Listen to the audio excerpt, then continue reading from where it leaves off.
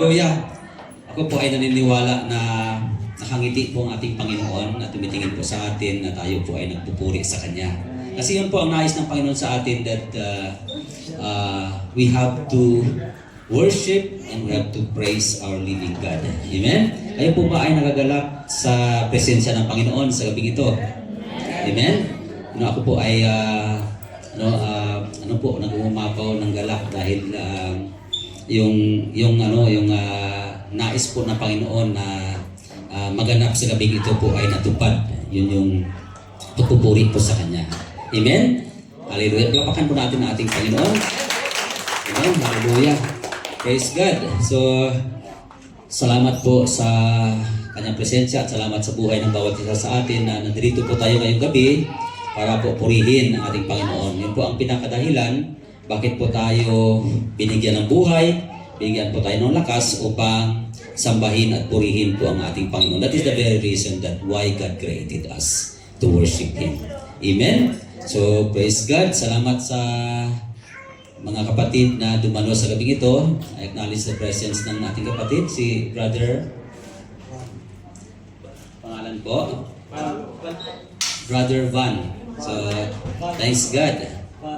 Val instead of Van. Val. Amen. So, amen po. Salamat sa Panginoon at sa lahat na nandito ngayon. Si brother na previous week, nandito po siya. At tayo po ay nagagalak pag makita po natin na mayroon po tayong mga kapatid na dumarating at mga kapatid po na nakakasama po natin sa parambahan po sa Panginoon. Praise God, purihin muli ang ating Panginoon. Amen. Hallelujah. So, dumako po tayo doon sa ating mensahe sa gabing ito at ang topic po ng ating message na pag-usapan sa gabing ito is about experiencing a real change. Amen. So, bago po tayo dumako doon sa ating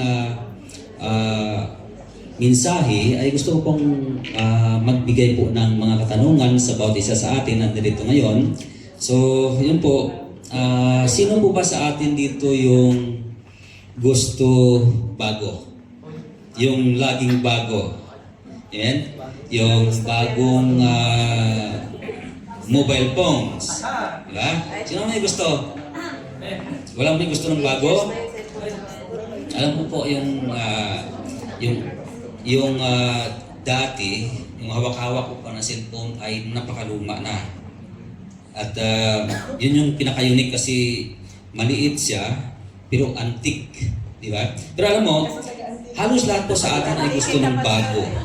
Bagong cellphone, bagong damit. Di ba? Ang ganda naman po, pagka makita natin na nakasuot tayo ng magandang damit, bagong damit, di ba? So, sino gusto rito ng bagong bahay? Bagong bahay, no?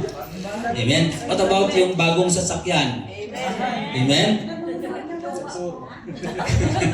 Praise God. Amen.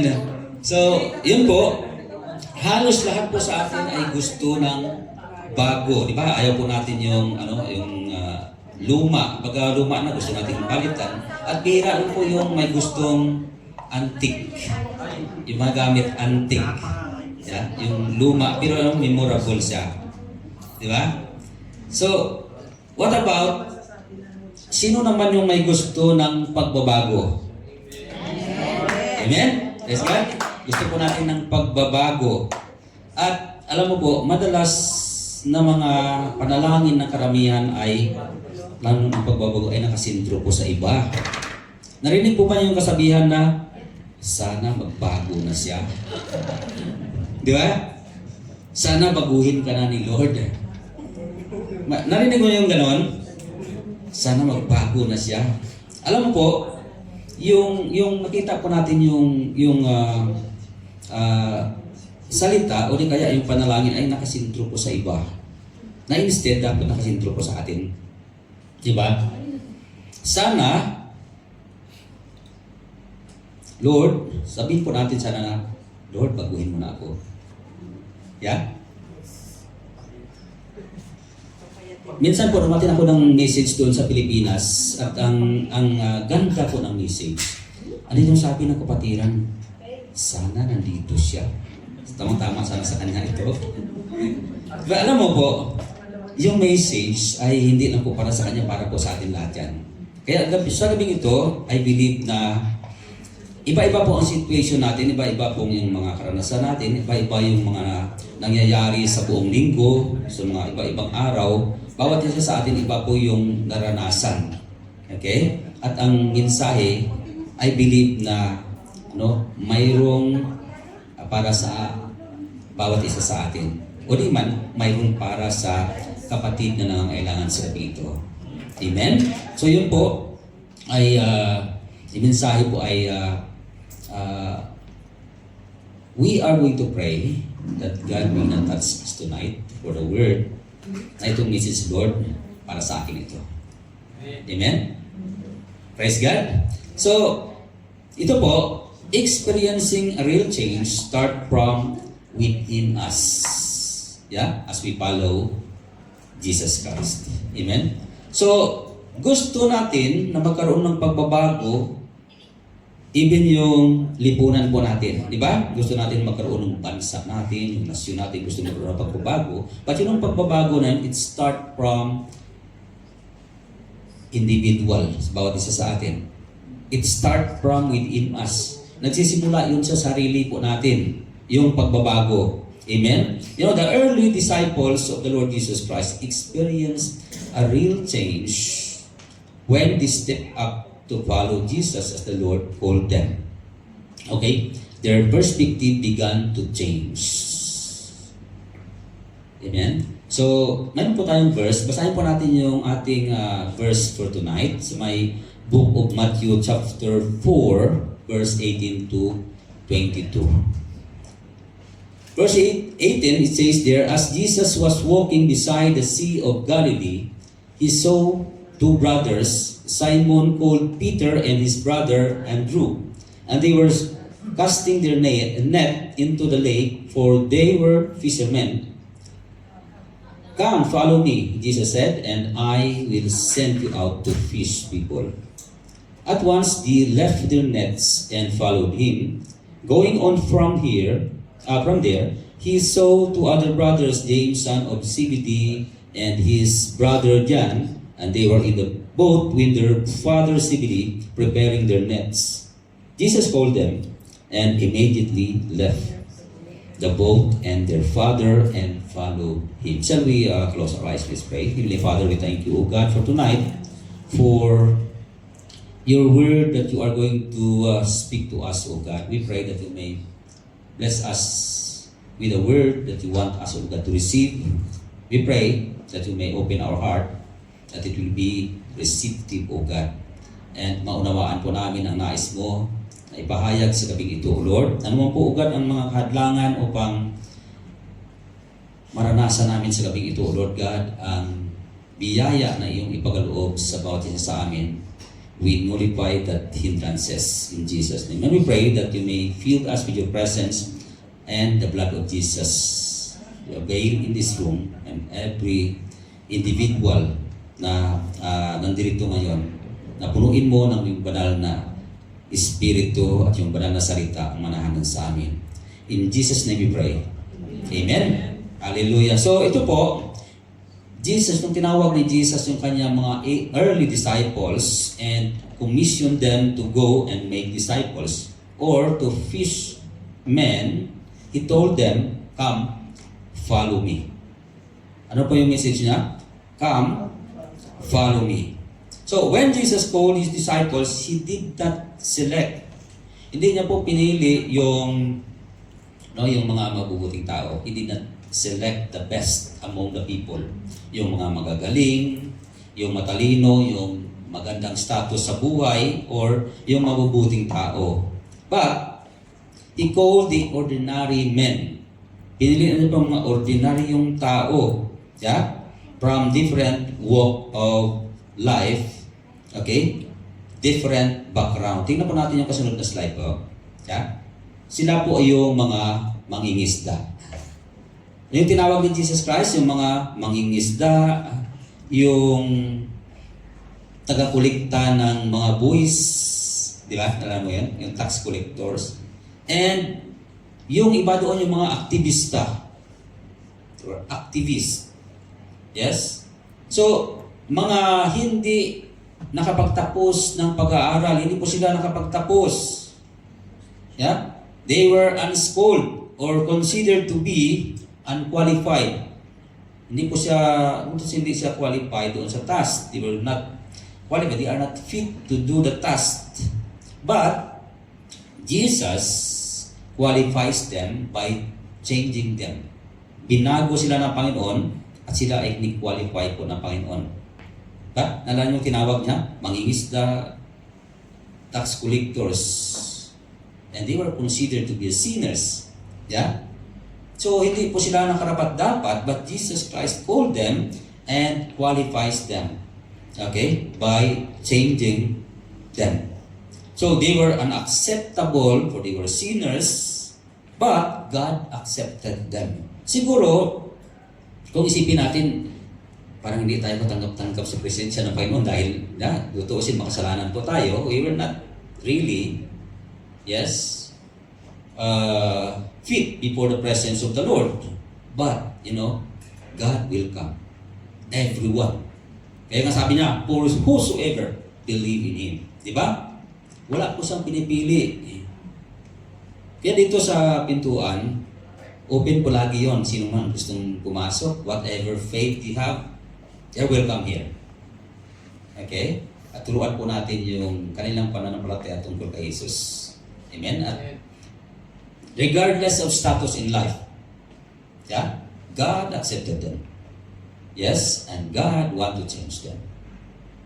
So let us see the life of those people whom Jesus called, and while every one of them busy of their own business, but when they heard Jesus is calling them, follow me, okay, everything suddenly changed.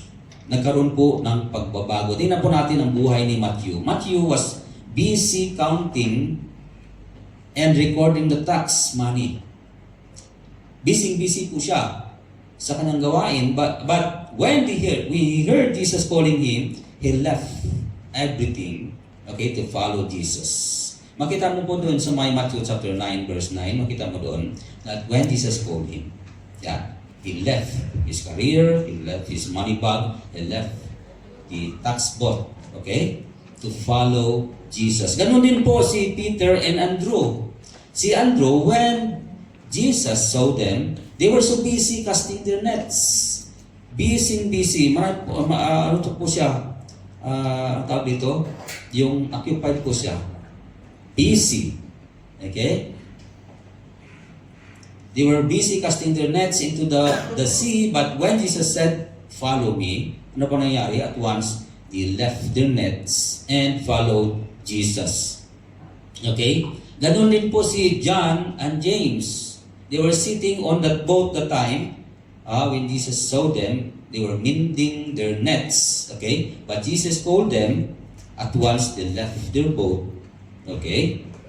And followed Jesus. Alam po, marami sa atin yung busy para sa kabuhayan. Halos lahat po tayo busy. Pag upo mo nga doon sa office, di ba, talagang maghapon, masakit na yung kuwit mo, pero gusto mong matapos yung trabaho. Hindi natatapos yung trabaho. Alam mo, tapusin ko yung trabaho itong araw. Bukas ulit, ang dami na naman. Hindi natapos-tapos, masakit na yung ulo. Kaya minsan masakit na yung ulo ko. Ang ginagawa, tayo muna, nalakad-lakad ko na. Para ma-relax. Di ba? Pero alam mo po, yung trabaho, hindi po natatapos yun. Diyan lagi yung trabaho. Okay? So, marami sa atin busy sa kabuhayan at walang masama doon. Hindi naman po masama. Tayo ay mayroong trabaho. Dapat nga po, pasalamat tayo dahil mayroong tayong trabaho. Di ba? And God designed us to do the works. Tingnan mo, nung unang panahon, nung nilikha ng Panginoon ng tao, si Adam and Eve, they were placed, or God put them in the Garden of Eden to do the work. To manage the garden. So, design talaga po ng Panginoon na mayroon po tayong trabaho, di ba? So, hindi po masama na mayroon po tayong trabaho. Pero marami po sa atin, we're so overwhelmed. Okay? Sa kabisihan at halos hindi na napapansin yung pagkatawag ng Diyos. Yan. Hindi naman masama yung trabaho. Okay lang minsan. At madalas nga rin, hindi nga minsan madalas. Hindi pa natin napapansin na tinatawag ng papalataya ng Panginoon. Yeah? Bigyan mo naman ako ng oras. Yeah? God is calling us. God is calling you. Bigyan mo ng oras, kapatid. Yeah? Follow me. Alam mo po, meron pa ako napapanood sa isang video kung saan nasa sasakyan ko sila sa jeepney. Meron isang po nangangaral. And he wanted, that is the latest, he wanted to catch the attention of those people who were riding on the jeepney.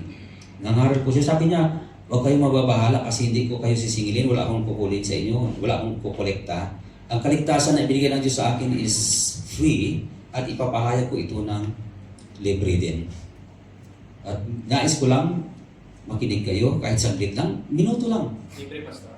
Libre po yun, yung biyaya ng kaligtasan na binibigay ko ng Panginoon sa kanya. Mensahe na binibigay, libre din. Wala pong singil, walang bayad, walang kolekta, walang envelope. Yeah? Pero anong problema? Lahat po busy sa kahawak ng cellphone. Halos walang nakikinig. Ala, busy, kabila, ganun din, busy din. Parang hindi mapapansin lang yung mensahe. Di ba?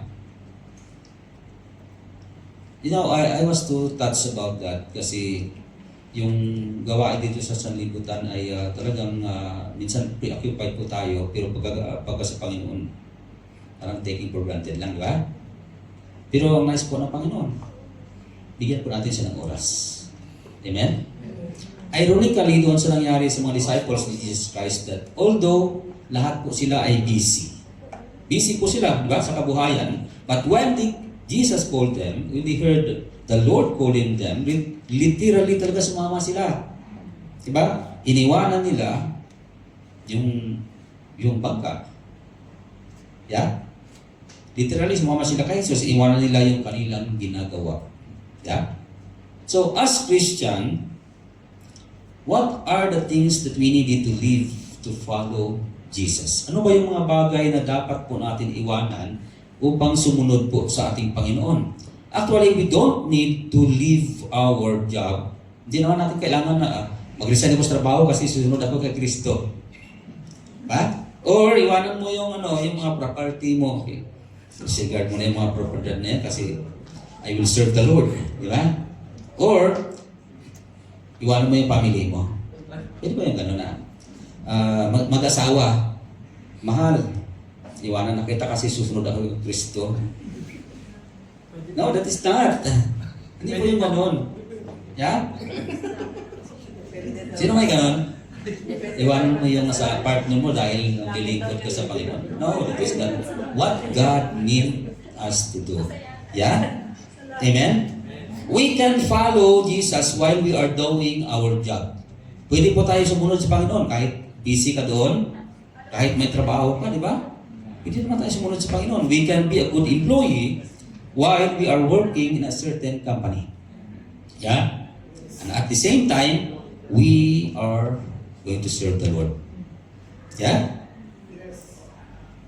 Comprende? Kita pa natin, ha? So, if you are an employee, to continue to do good work and shine in your workplace as a follower of Christ. Amen? So, ang tanong, what are those things we needed to live to follow Jesus? Ano ba yung mga bagay na dapat po nating iwanan to follow Jesus? Una po, tingnan po natin, unang punto po natin. Ano yun? Leave your sinful ways. Yeah? Hindi po. Hindi yung iwanan mo asawa mo. Hindi yung iwanan mo yung trabaho mo. Meron iba, wala ng trabaho, ng problema tuloy kasi wala ng isang trabaho. Yeah? Ang tinutukoy po ng Panginoon, iwanan natin yung kasalanan. Yes?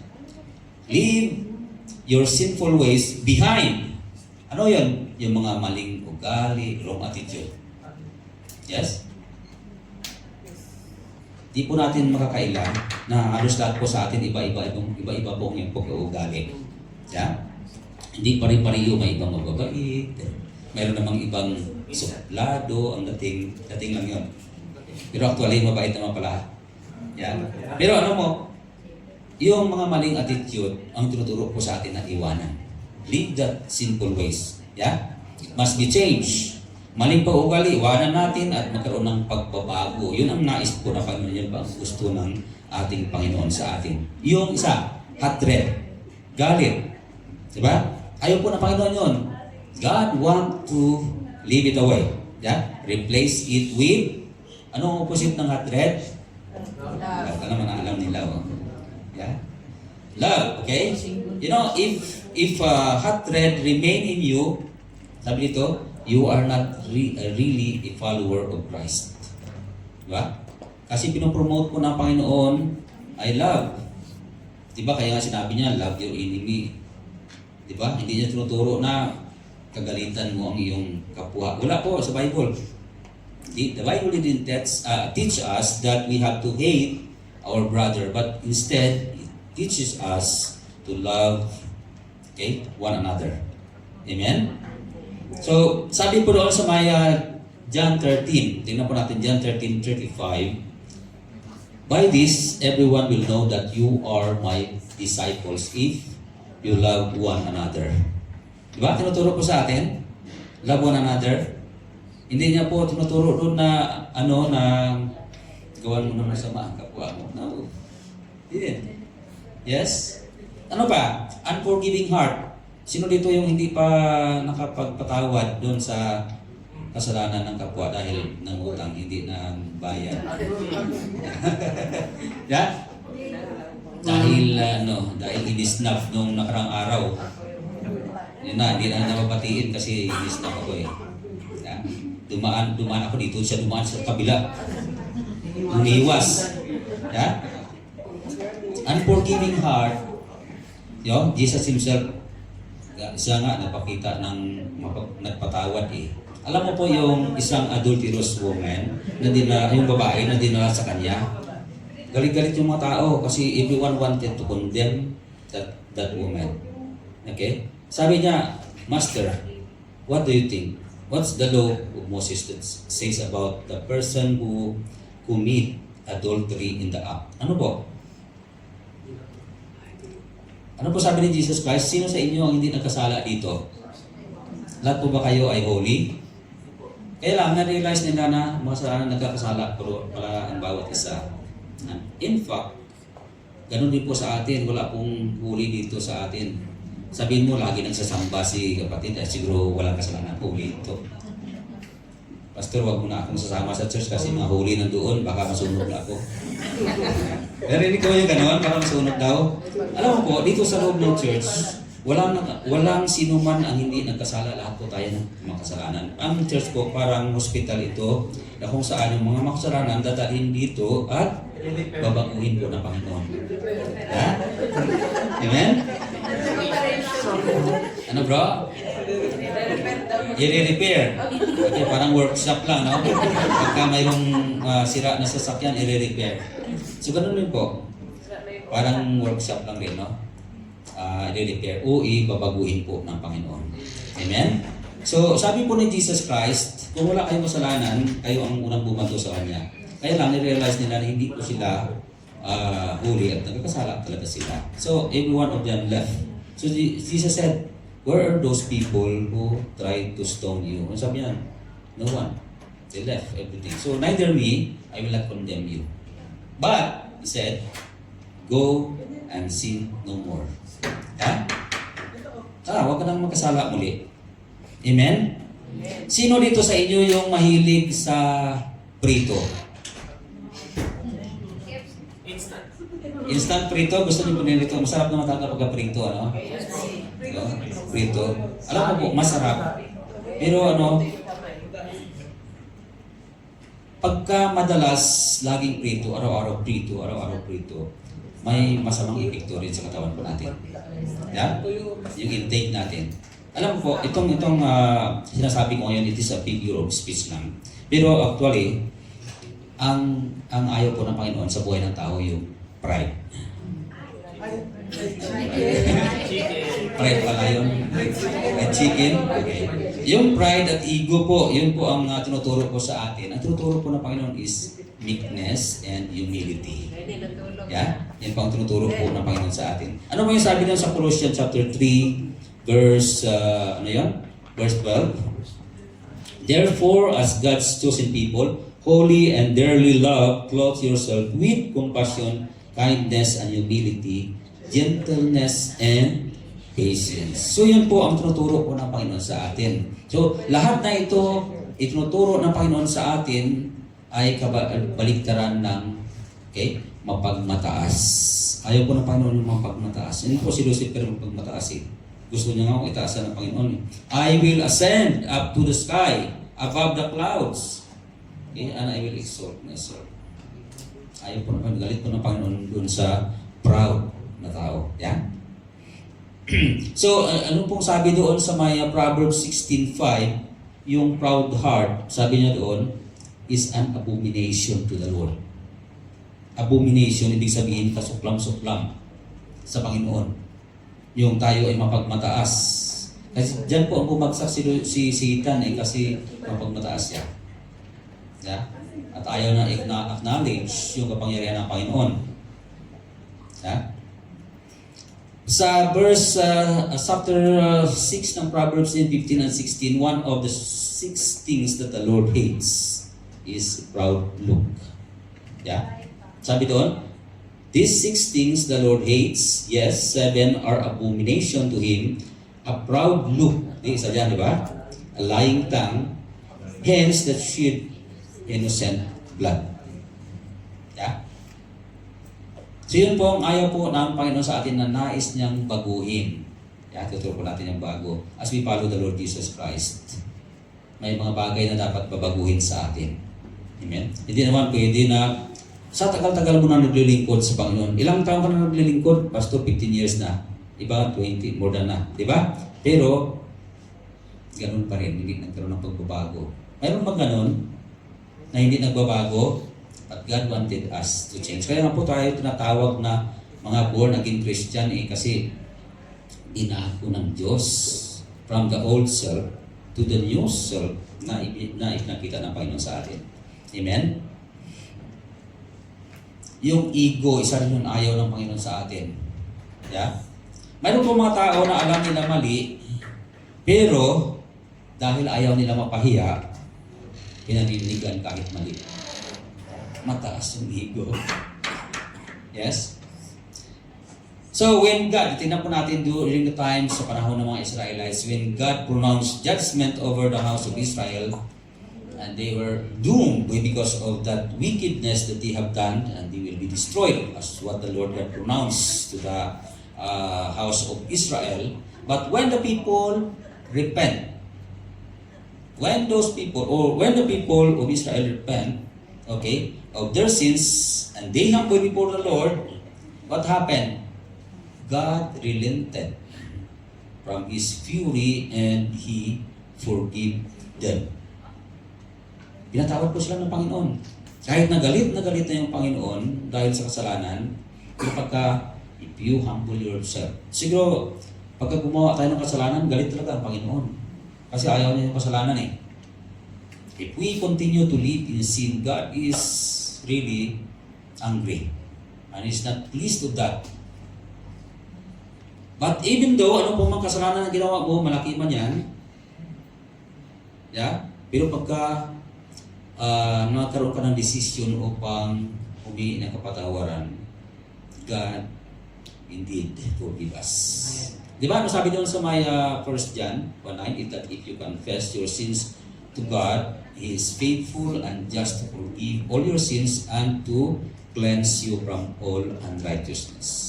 Di ba? Sinabi niya yon. So, God wanted us to leave those things behind. Ano yon? Yung mga sinful things. Yun po ang nais po ng Panginoon sa atin. And to follow Him. Okay? So, what God wanted us to do? Repent and turn to God. Amen? Repent and turn to God. Now, when Jesus called His 12 disciples, what happened? They left everything to follow Jesus. Iniwanan po nila. Literally, they left everything to follow Jesus. Similarly, hindi naman po ibig sabihin na that we have to live as what I said before, leave those things, yung mga material things, yung mga ibig sabihin yung bahay, yung pamilya natin, iwanan. No, that is not what I said. But what God wanted us to live is that sinful life. Yeah? Live your sinful life. Sinful ways. Yun po ang nais po ng Panginoon sa atin. Amen? Meron tayo nakuha? Amen. Pangalawa, punta tayo sa pangalawang punto. Ano yun? Take heed the word of the Lord. Take heed. Ano po yung ibig sabihin ng take heed? To take heed means to pay close attention or to listen carefully. Kinig po tayo. Ha? Listen carefully. Ang kaibahan lang sa mga naging disciples ni Jesus Christ na kahit sila ay busy sa kanilang gawain, but they lend their ears to listen sa pagkatawag ng Panginoong Hesus sa kanila. Kahit na busy-busy sila. Makuha po ba natin yon na busy-busy tayo sa trabaho? Alam mo po, minsan halos nawalan tayo ng oras, di ba? So sobrang busy. Pwede po ba natin makuha yon na tawagin ang Panginoon sa gitna ng kabisihan natin? Naalala ko tuloy yung sa Bible study namin, pinayag ni Pastor Serapin. Kasi sabi niya, out of our busyness. Pwede po natin yung bigyan ng oras. Thank you, Father. Out of your busyness, you give me the water. God will bless you. Amen. Praise God. So yun po, pwede natin bigyan ng oras ang Panginoon. Yeah? Yung the state of our mind na kung saan kahit busy po tayo, always natin in-acknowledge. Kasi ang ating napag-aralan nung the time ng Wednesday is yung continuous prayer, yung praying, pray without ceasing, no? Pwede bang nakaluhod ka doon ng walang tigil? Tuloy-tuloy yung panalangin mo. What it means that yung state of our heart and our mind ay nasa mood of prayer. Anytime, any situation. Yeah? So yun po, ang nais po na Panginoon sa atin. Yes? So now, ito po ang kaibahan. Yung mga disciple po ng ating Panginoon, kahit na sila po ay busy sa kanilang gawain, naglalakad ng nets, nagbibilang ng pera. Siguro iniisip ni Matthew nung nagbibilang sa pera, magkano kaya dito yung mga makikita ko sa pera dito. Kasi nag-collect siya ng sobra-sobra eh. Di ba? Habang nagbibilang. So busy siya. Yes? But the thing is, mayroong nangyari when they heard the word of the Lord. When God calling them, when Jesus called them, naririnig na pala. Yun lang po ang kagandahan kasi pagka ang salita ng Panginoon ay ipapahayag, kahit na pilit mo pa itakip yung tainga mo, hindi mo talaga maiwasan maririnig. Meron pong kapatid dati, we were there in Mirasid the time. Okay? At ayaw na po makinig, ayaw na umattend ng pagsamba. Kaya lang wala sa magawa kasi doon siya nakatira sa bahay. Nandun na siya sa loob ng kwarto. Habang nag-message doon siya sa kwarto, ayaw umattend.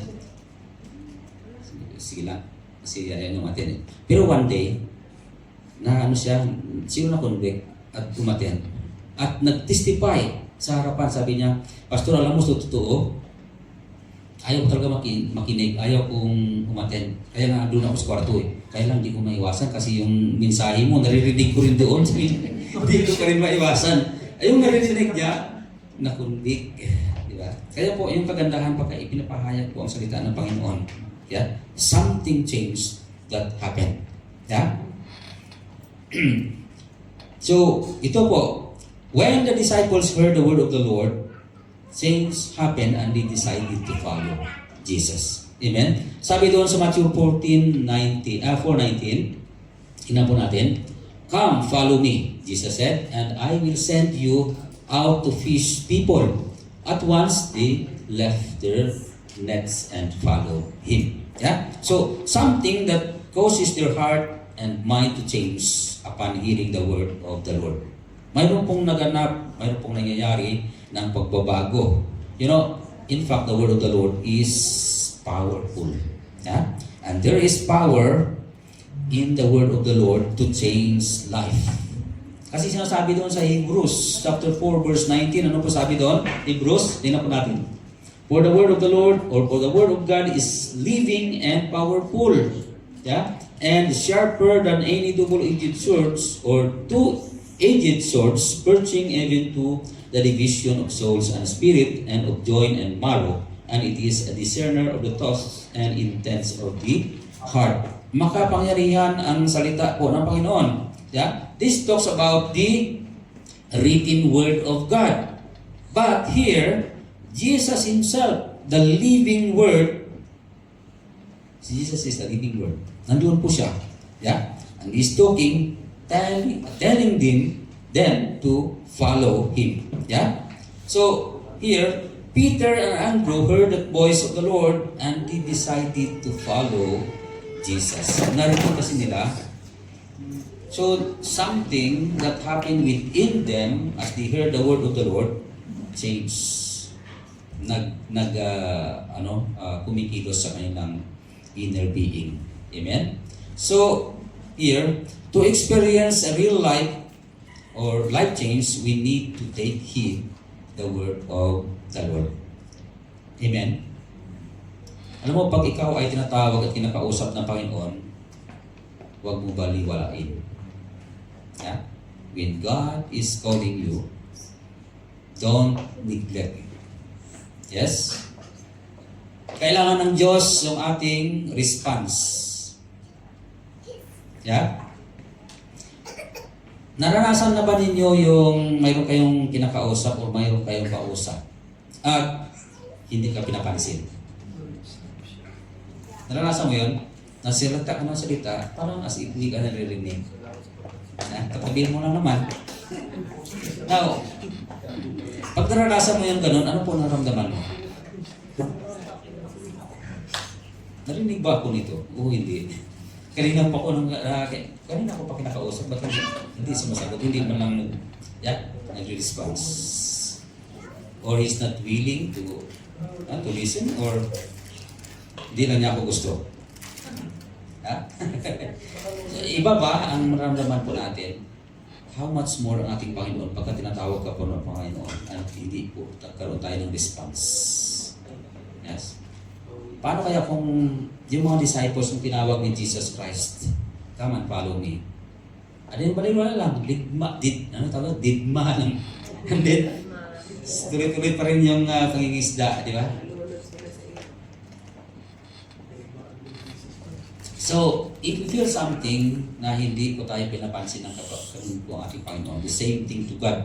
He wants us to listen and obey His voice. Amen? Ang tanong, sino ba ang pinapakinggan at sinusunod natin? Is it ourselves? Sarili po ba natin? Dalawang bagay yun eh. It is, either it is us or listen to what the Lord says. Or, pwede rin yung madaya na espiritu. Mayroon pong espiritu na nadaraya po sa atin. Sino ba pinapakinggan natin? Yung madaya na espiritu? Yeah? Or, yung boses ng nakakarami.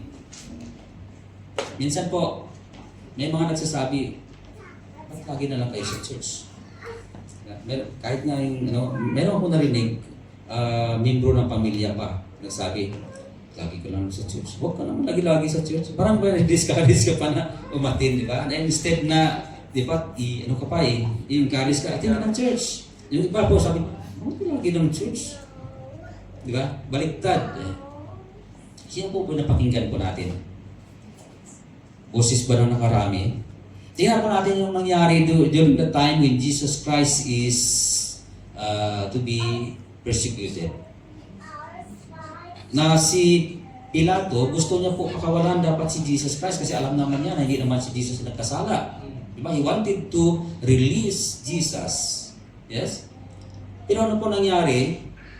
Yung crowd of people shouted. Ano po ang sinisigaw nila? Crucify Him!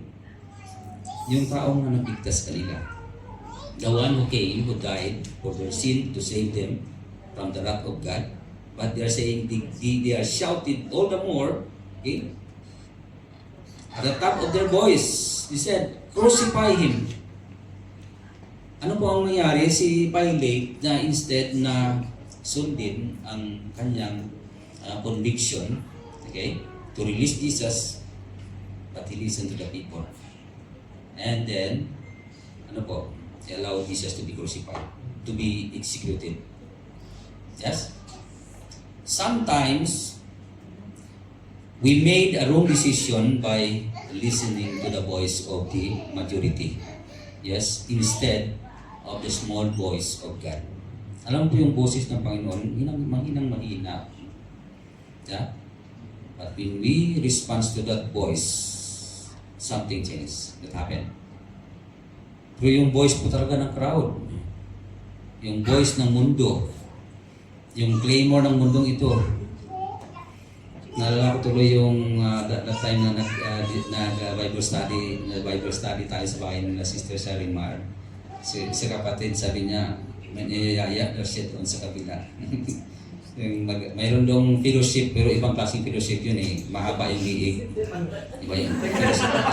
Yung fellowship na yun, mahaba ang liig. Yeah? So, pero sabi niya, kinukonvict daw siya, sabi niya, atin ko ng Bible study, may Bible study ngayon, atin akong Bible study. So, mas pinili niya yung atin ng Bible study instead doon sa ibang klaseng fellowship. Diba?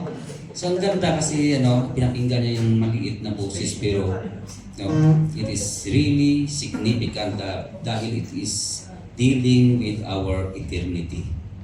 Yes? Yung fellowship na yun, panandalian lang yun eh. Yeah? After that, wrath of God ang kasunod. Yes? Amen?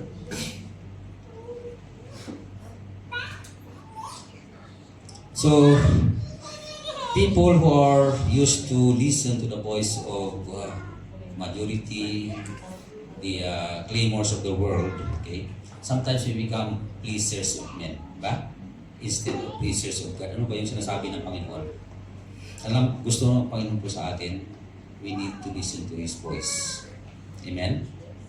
We need to listen carefully to the word of the truth, and the word of the Lord is truth. Yan po ang katotohanan. Amen? And that word can change our life. Yan po ang makapagbago sa atin. Hindi po makapag-shape, pwede ka i-shape ng mundong ito, pero ibang klaseng buhay mayroon ka. Kabaligtaran. Yes? Meron ako kaninang napanood na isang friend doon sa FB na nag-post. Yung kanyang anak, alam ko yung kanyang anak, na-influence ng Roblox. Ano yan? Roblox? Oo. Tinuturuan daw siya. Ang pangalan na si James. Sabi ni James, susundin ko kasi may next step pa na susunod eh. Ano po yung tinuturo daw sa kanya? Magkuba, tapos tatalon. Alam mo po yung share niya yun sa kanyang ina, umiyak yung kanyang ina. Kasi nililip na para sila doon sa, yung demonic kasi yung but that is really teaching another way na kung saan maghuhubog ng iyong pag-iisip at yung puso na kahit na buhay mo ang nakataya. Kita mo yung mga bata, may mga binabaril doon sa mga school. We don't know what is the real root cause of that. Pero alam mo po ang isa dyan, yung influence ng media. Yes. Yung mga pinapanood nila. Minsan, yung apo ko nga minsan nakikita ko, meron pang kaaway, doon yung nagigira-gira sila sa may anong klaseng laro yun. I try to stop it because it is really demonic.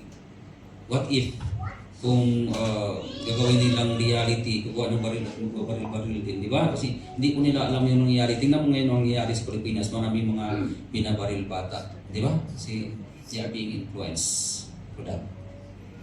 There's something that we need, okay, for our children. Sabi doon sa may Proverbs chapter 22 verse 6, train the child the way they should go, that when they get old, they will not forsake it. Yeah? Amen? Yes, ganyan po ang natin yung Pangalawa, yung pangatlo, binibilisan ko lang. Okay, mahaba na ba? Yung pangatlo, saan ako? Take an action by obeying God's word. Hindi lang po yung pakinig. Di ba? Kikinggan natin ang salita ng Panginoon. Yun ang gagawin natin sa pakikinig. We listen and we did not obey din natin. We have to obey. Take an action by obeying God's word. Matthew chapter 9 verse 9. This scenario is about Matthew when Jesus called him. Sabi niya, Jesus went on from there. He saw a man named Matthew sitting at tax collector's booth. Follow me, he told him, and Matthew got up and followed him. Amen? So, ito po, literally, Matthew got up and followed Jesus. Yeah? Iniwanan niya talaga yung kanyang career. Yeah? Follow me. So, when Jesus tells us to follow Him, what it means for us? Ano ba yung ibig sabihin? Ano po ba yung nais na ipaabot po ng ating Panginoon dito? Yes? When Jesus told us, follow me. So, Jesus meant a total life change. Yeah? Gusto na ka rin ng pagbabago, sundin mo ako.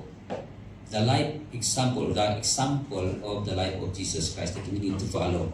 Amen? It was an invitation to leave the old habits behind, okay?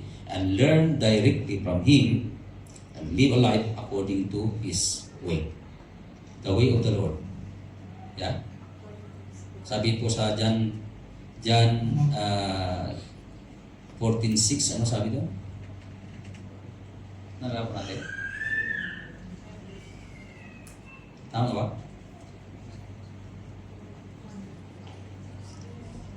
I am the way, the truth, and the life. Tama ba? Yeah. Sino po ang magbibigay po sa atin sa tamang daan? It is the Lord Himself. Yes? Tama ang verse? Yeah. Amen? John 14:6. 6.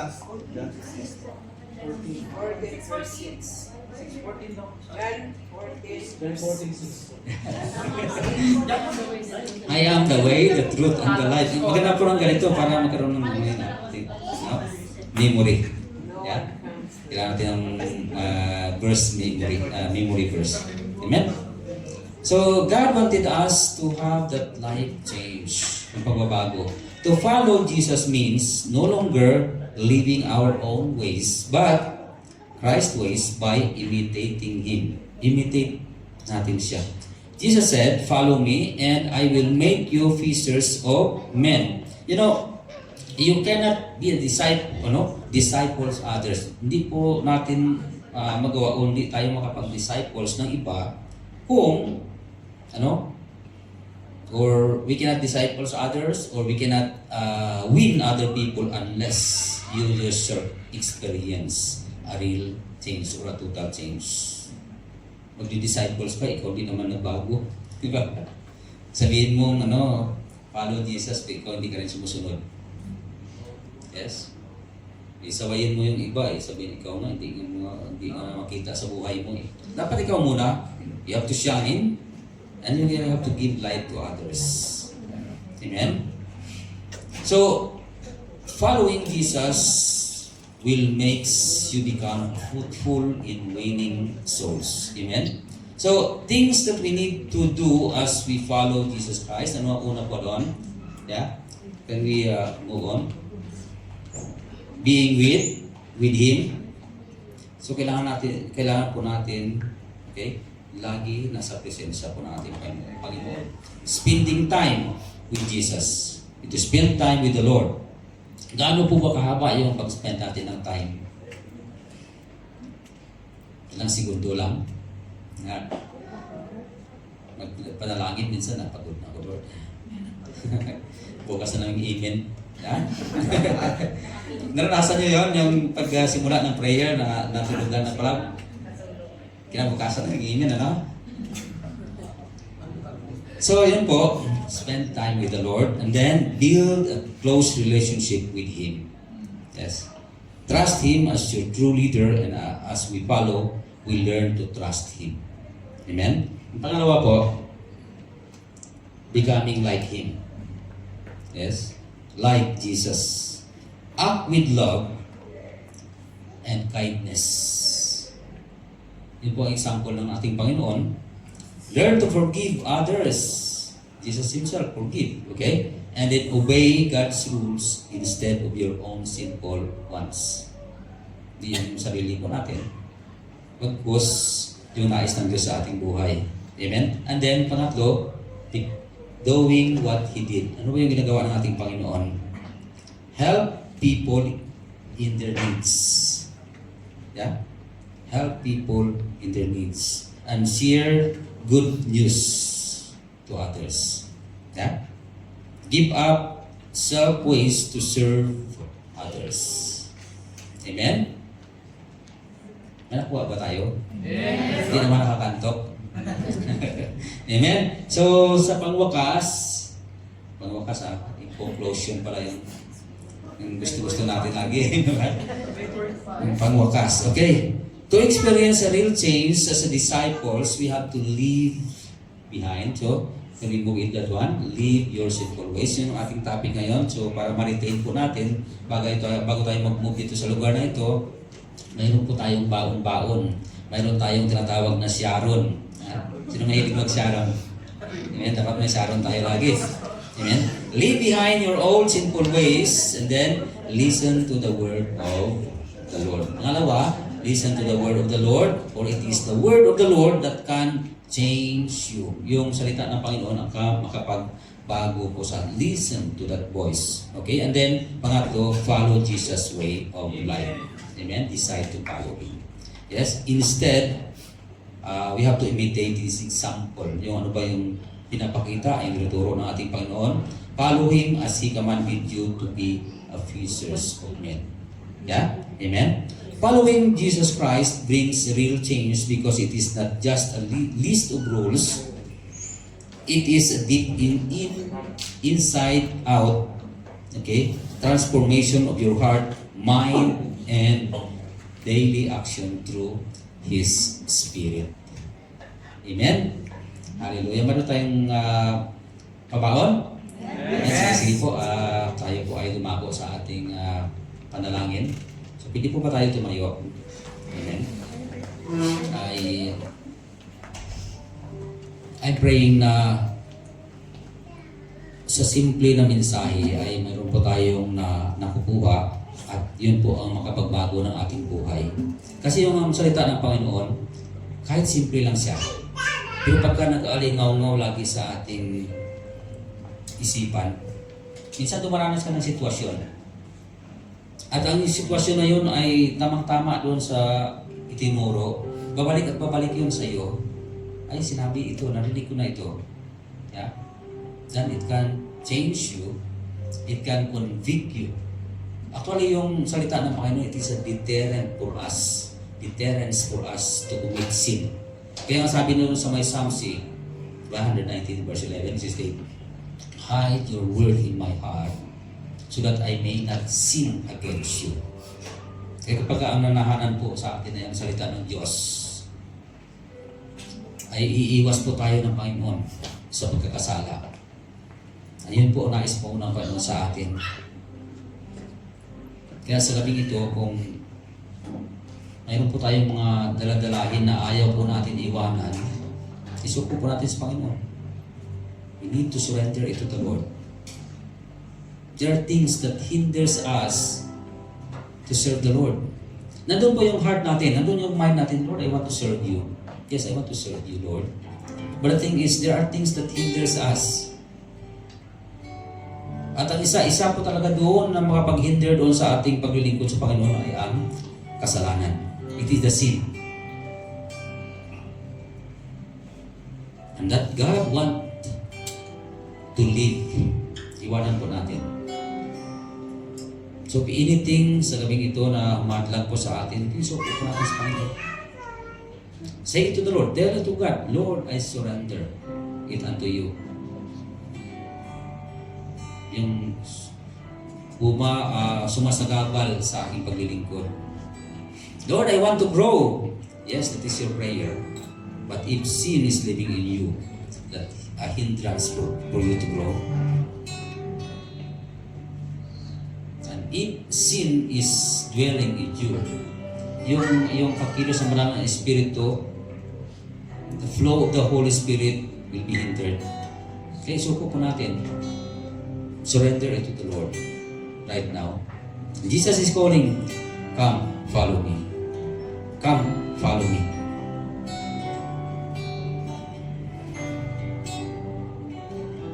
A simple thing that we are going to do tonight. Come to the Lord in prayer. Wala na po tayong ritual na dapat gagawin. Only that's a simple thing. Heart is close to your mouth. Confess it. The Bible says, confess your sins. And God is faithful to forgive your sins.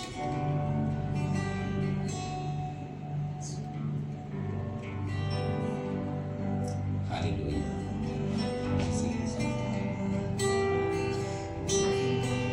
As we sing this song, we have to internalize the word of the Lord and allow the Spirit to speak to you.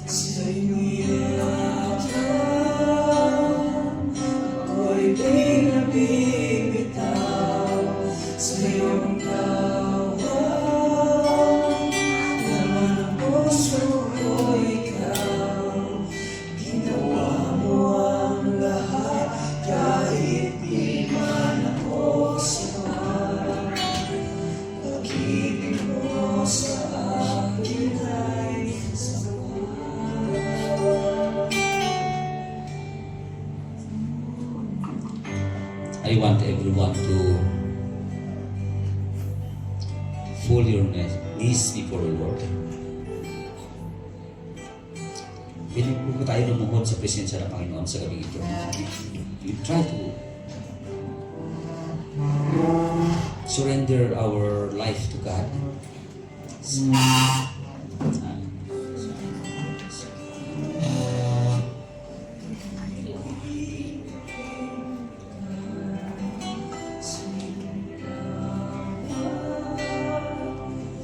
As you kneel down before the Lord, God wants you to talk to Him.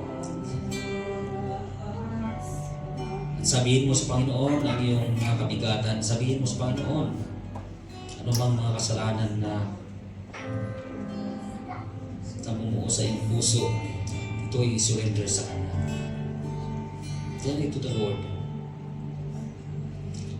Ang Diyos po natin ay mahabagin. He's a gracious and loving God. At hindi niya po nais ang bawat isa sa atin mapapahamak. Pagpus nais niya na lahat po tayo ay makatanggap ng biyaya na kaligtasan. That's what God wants for us. And tonight, God wants us to surrender. Yes, Lord. Tonight, O God, Lord, we are here before your presence. We surrender, O God. Sinusuko po namin, Lord God, ang aming buhay sa iyo, O Diyos. Ano man po, Lord God, ang mga umahadlang, Lord God, sa aming paglingkod. Ano man po, Lord God, ang mga bigatan, Lord God, na pilit na papasan ng kaaway sa amin, O God. Lord, sa gabi ito, we surrender it unto you, O God. Ask to God to cleanse us, O Lord. Inisin po kami, Lord God, sa mga kamalian, sa mga po, Lord God, ang mga nagawa po namin, Lord, knowingly and unknowingly, Lord God, that we have sinned and we have done before before you, Lord, that is not pleasing before you, O God. Lord, we pray to be cleansed us, O God, Lord, right now. And we surrender our lives to you, Lord, so that, O Lord God, you will freely to move sa aming buhay. Maranasan namin, Lord God, ang biyaya. Maranasan namin, Lord God, ang pagpapala. Maranasan po namin, Lord God, ang total change, Lord God. The miracle of life. The change of life, Lord God. Na ikaw lang po lamang, O God, ang makapagbigay. Ikaw lang po, Lord God, ang makapagkaloob dito sa amin, O Diyos. Lord God, we surrender. Yes, O God. Surrender na to you. Lord, in Jesus' name. Hallelujah. Yes, hallelujah. Yes, hallelujah. Yes, hallelujah. Any one of you for tonight, may mga kabigatan sa buhay at nais pa panalangin, can come forward. May mga dinadala na kung saan hindi kaya mabigat. You cannot solve it by your own. And if anyone here wanted to surrender their lives to the Lord and receive the Lord, kasi yun po ang pinakamahalaga na punto ng ating buhay. We don't know about tomorrow. We don't know what lies ahead. Hindi po natin alam yung kinabukasan natin. We don't know. Next month, next year. But the greatest thing that the Lord God wants for us is to decide to receive the Lord. Kung hindi mo pa natanggap ang Panginoon sa gabi ito, come forward and let's pray for you. We'll pray for you. Don't shy because it is indeed the invitation to the Lord to come and follow Him. Yes. And hallelujah. Your response is indeed very important. God wanted. Yes, hallelujah. Or you want to recommit your lives to the Lord.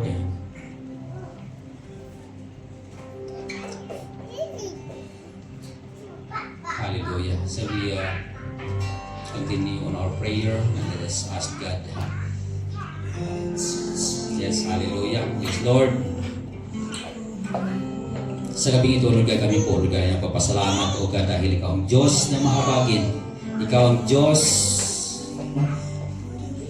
na mapapatawad, O Lord. The time that You have called us, O Lord God, many times that we resist, many times, O Lord God, that we have rejected, many times that we have ignored it, O God. And we realize, O God, that we did a great sin against You. And now, God, we surrender. Forgive us, O Lord God, knowing na the very hindrance in order for us to receive the gift of salvation is continuous rejection. Lord God Almighty, we pray that You may help us, O God, to overcome that spirit of rejection, O God, that the enemy is trying to put in our heart. O God, Lord Almighty, we pray that You may give us, O Lord God, the heart of willingness. Give us, O Lord God, the ears that quick to listen, O God, to Your voice. God, in Jesus' name.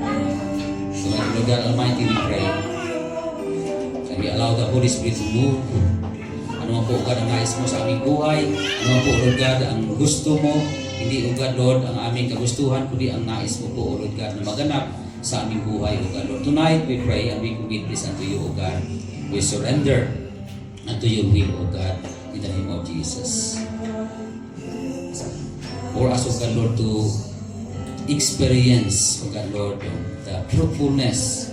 For us, O God, to experience Your goodness in our lives. In order for us to experience, O God, Lord, Your blessings that is intended for us, O Lord God. Lord, help us to listen to You and to follow You, God, in Jesus' name. Hallelujah. Yes, hallelujah. Salamat, Lord, sa iyo. Thank You. Blessed be Your holy name. We want to worship You. We want to adore You, O God. Salamat, O God, sa lahat. Salamat, O Lord God, sa mga